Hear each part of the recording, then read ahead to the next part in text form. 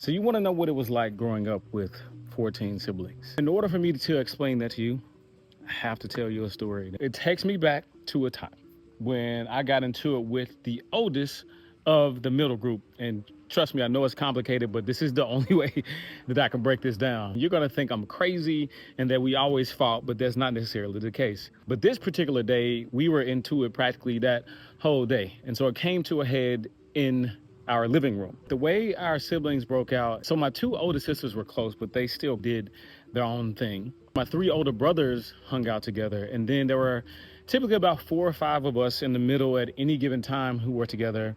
And then my 3 younger brothers and my 2 youngest sisters. I know it's a lot, but stay with me. Our oldest brothers typically had a brother in the middle that they would protect. Keep in mind, again, the oldest of the middle and I are beefing with each other this day. When you walked into the house, you step into the living room, and to your left is the dining room and the kitchen. To your right was my dad's study and my oldest brother's boys' room, or the boys' room for my oldest brothers.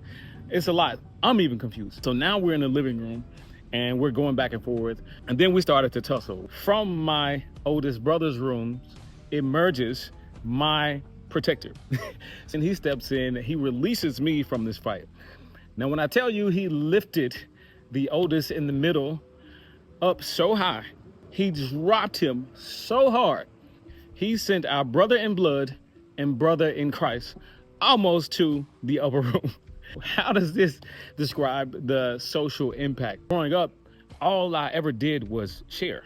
I had to learn that everybody's family wasn't as big, and everybody didn't share the way that we did. In fact, I lost friends because of that. I thought everybody lived the same way. We never really had friends inside our home until I got much older. Now, we had 2 basketball goals in our backyard, a trampoline, a swing set, the whole 9. Pretty much had the playground in our backyard. So Dad would pretty much say, you got friends at the house. You don't need anybody to come over. You're thinking about playing basketball or football.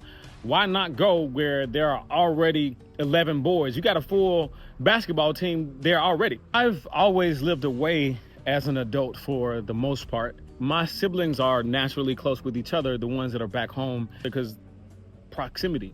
I've found that I'm close with different siblings at different phases of my life.